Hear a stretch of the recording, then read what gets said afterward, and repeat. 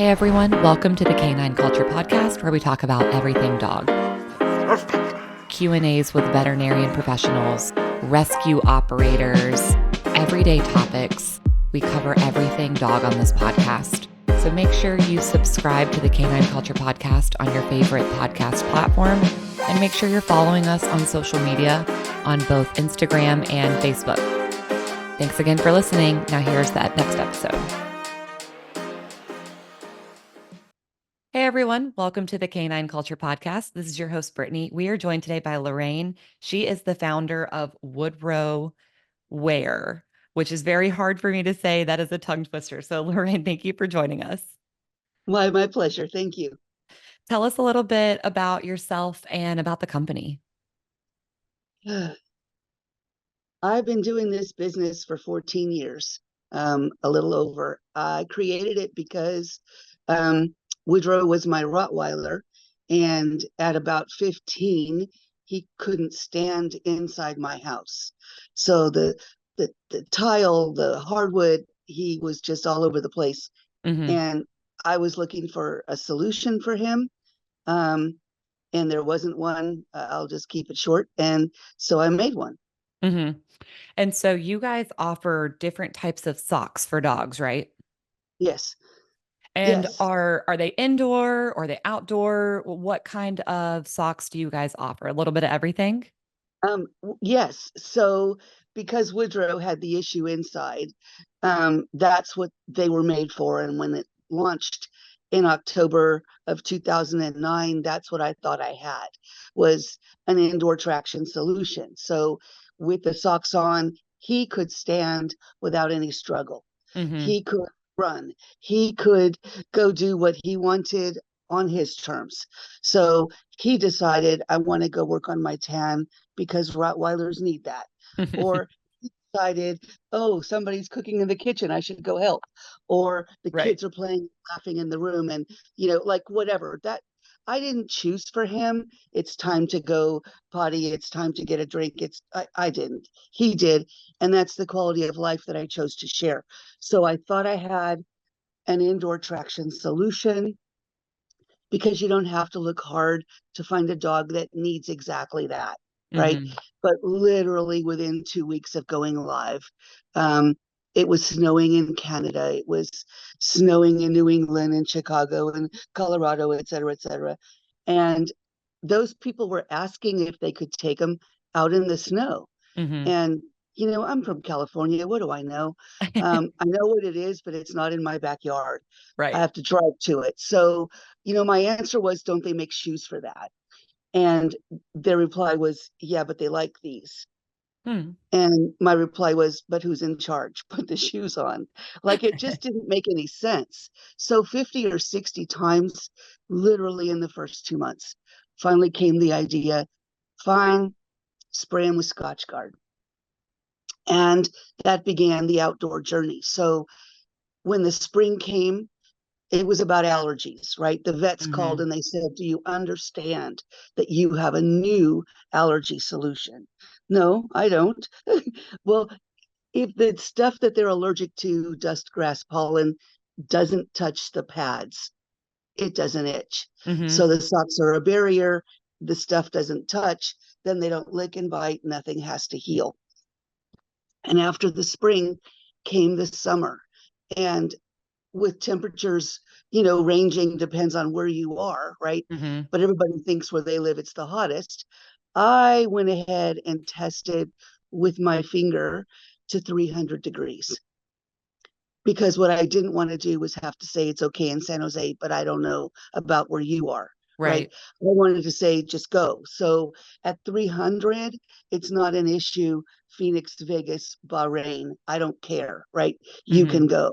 And literally, then in the first 6 or 8 months, all of those outdoor uses came. And then that was the need to make more durable socks. And so the second generation has a reinforced toe, Mm-hmm. kind of like gold toe socks for people, um, so that the nails don't poke through. And it took 8 tries to find one that would work to our satisfaction. Mm-hmm. Um, And when it was out there 6 years, it was perfect. People got a hole, but it was never in the toe. Oh, I Hmm. got a hole. Really? Where? Oh, it's on the top, on the bottom, on the side. Yeah, but it wasn't in the toe. And Hmm. so, because that was such a good solution, we made the third generation where we don't stop that at the toe. The whole foot has the extra durability. And so now for camping, for hiking, for jogging, for mountain climbing at the beach where the sand is abrasive, whatever, now there's a more durable product all the way around. Right. And so, I started with an indoor thing, but I ended up with indoors and outdoors and everything kind of in the middle. But Yeah. I hope that was the answer to your question. Yeah, yeah, it was absolutely. And we first used doggy boots or socks or whatever you want to call them. But the first time I ever used them was in New York City, and it got very cold. We had a Pomeranian, and there was snow, and his little feet would just freeze. We tried so many different boots, especially like the little silicone ones, because they were easy. You could clean them really quick, slide them on and off, but they would kind of come off in the snow. But Right. it's such a need in major cities like that because of what they treat the sidewalks with and just generally how dirty the sidewalks are. But the Mm, dogs, being exposed to any of that snow removal can eat away at the pads of their feet. And so, and if it's on their feet and they chew it, it can kill them mm, depending on what it was treated with. And now we're in Florida. And so in the summer, I mean, they can't walk on blacktop with just their paws. So we've used several different boots and socks. And I think now that our dogs are we have two older ones, they're getting to where they need that indoor use where they slip on the tiles and slip on some of the floors. And even if you cut down that fur, they still kind of slip. So I think you've made the perfect product that kind of fits any lifestyle. I think that's amazing. well, thank you.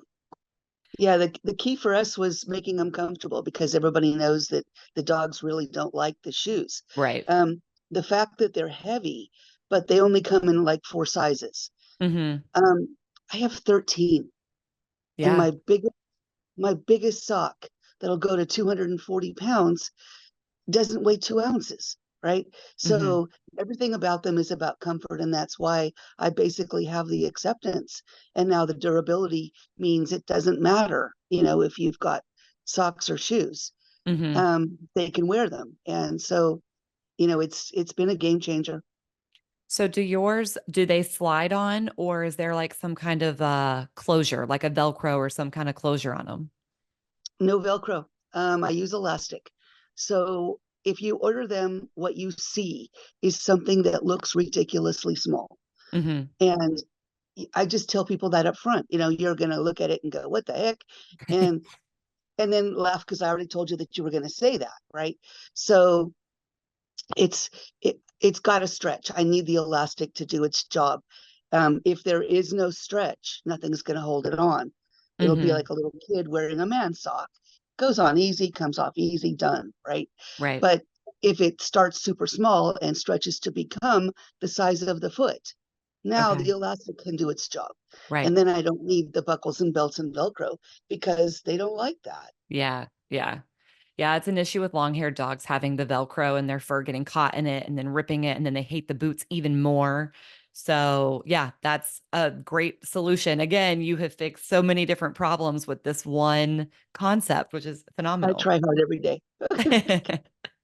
And I know you guys are also involved in some charitable activities, right? Or you have some charitable Yeah. giving. Tell us a little bit about that. Yeah, who knew, man? Um, it started in the California fires, what, 4 years ago, 5 years Hmm. ago? I've lost track of time. Um, some were in Chico up to our north, and some were in LA to our south. And we're smack in between, two of the biggest fires that the world has ever known. And, people were like, oh, here's money, and here's dog food, and here's beds, and, here's whatever. But like nobody had what I have. Right. And so I reached out and I ended up donating 1,000 sets of socks, Oh, wow. 500 to Chico, 500 to LA. And they used them because it was winter. It was between Thanksgiving and Christmas. They had burned their fur, they had burned their feet. They like were in serious need of some warmth and some cushion. And it just was that, right? Even for Hmm. the cats. The cats didn't mind because they could walk easier. with their burnt feet, and it stayed warm, and, help them be comfortable in those times. Just crazy stuff. And because I did that, and because it occurred to me and a lot of other people that what I have, nobody else has, then came that I'm going to get all the order mixed up, but you'll get the idea. The fires in Lake Tahoe a couple of years ago, the fires in Australia, the bushfires. Oh my God. I never knew I had socks for koalas and wombats and things I've never heard of. Right? Yeah. And then, the Maui fires, like, who do they call now? They call me, right? Oh, you have stuff for pets. Yeah, I do. And so, fire after fire, it seems like now that's my calling, is to help those people. I'm honored to be able to do that. It's not something that anybody else has, and it's useful, and the vets and the pets love them. And so it is what it is. Yeah. I am the wildfire helper person. The wildfire queen. So tell everyone where they can find you. Website, social media, where can they mostly place their orders? So the web is woodrowwear.com, and it's WOODROWWEAR.com. The social media, Facebook is, Woodrow Wear all together, and Instagram is Woodrow with an underscore and Wear. And, email, you could email info@woodrowwear.com. You can do it on the web. There's a contact us page. Like, we're here to help. That's what we do. Yeah. Well, thank you so much for letting everyone know about this amazing product. Hopefully this helps someone in need, whether it's a dog that has cold feet in a cold climate, a dog that likes to hike, anything. So we really appreciate you sharing this with us. I thank you. I appreciate it. Thanks for the opportunity. Absolutely. Thank you for tuning in to the Canine Culture Podcast. Please make sure you subscribe to the Canine Culture Podcast on your favorite podcast platform, and make sure you're following us on social media. If you have any recommendations, any topics that you'd like to hear, if you know of any guests that would be good for the show, or if you yourself want to be a guest, please reach out to us. Send us an email at canineculturepodcast@gmail.com, or send us a direct message on social media. Thank you for listening, and please share this with any of your dog-loving friends.